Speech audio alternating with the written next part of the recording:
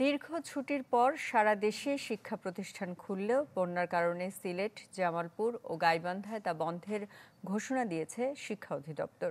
রোববার পর্যন্ত পানি বৃদ্ধি পেলে বিকল্প ব্যবস্থায় পাঠদানের কথা ভাবা হচ্ছে।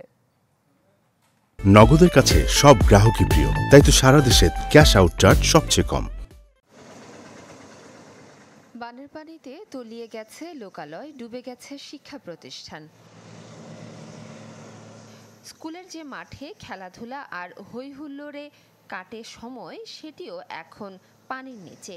তাই ঈদ, গ্রীষ্মের ছুটি শেষেও সিলেটে ঘরবন্দি সময় কাটছে শিক্ষার্থীদের।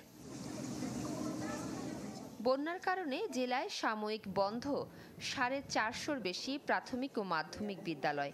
কবে খুলবে সেটিও জানা নেই কারো। বন্যার পানির কারণে রাস্তাঘাটে পানি উঠে গেছে, তাই স্কুলে যেতে পারি না, পড়াশোনার ক্ষতি হচ্ছে। ঘরের সামনেও পানি, বাড়িতে পানি, উঠানেও পানি, তার কারণে স্কুলও বন্ধ, স্কুলে যেতে পারি না পানির কারণে। স্কুলে যাও না, পড়াশোনার ক্ষতি হয়। কখন পড়াতে বইতে পারোনি? রোববার পর্যন্ত পানি বাড়তে থাকলে বিকল্প ব্যবস্থায় পাঠদানের কথা জানিয়েছেন জেলা ও উপজেলা শিক্ষা কর্মকর্তা। যদি দেখি যে দু একদিনের বেশি স্টে করতেছে, যে আগামী রবিবারটা দেখবো, তাইলে আমরা হয়তো এই যে কোনো একটা জায়গা সেট করব যেন পাঠদান করানো যায়, শিক্ষকের বাসা হইতে পারে বা অন্য কোনো বিকল্প ব্যবস্থা। এদিকে গত 30 জুন থেকে সারা দেশে শুরু হয়েছে এইচএসসি ও সমমান পরীক্ষা। বন্যার কারণে সিলেটে 9 জুলাই থেকে শুরুর কথা থাকলেও পেছানোর দাবি পরীক্ষার্থীদের। আগে বন্যা হওয়ার কারণে একবার স্থগিত হয়েছে, পরে আবার 9 তারিখ হওয়ার কথা ছিল, এখন তো তৃতীয়বারের মতন বন্যা, তার বন্যা হওয়ার মতো আবার আমার মনে হয় না যে 9 তারিখ পরীক্ষা দিতে পারবো।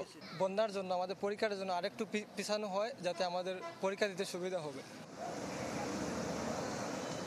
বন্যায় উত্তরাঞ্চলেও ব্যাহত হচ্ছে শ্রেণী কার্যক্রম। এরই মধ্যে জামালপুর, গাইবান্ধায় বন্ধ ঘোষণা করা হয়েছে 1.5 শতাধিক শিক্ষা প্রতিষ্ঠান। মাফতুহা মিলি, চ্যানেল 24।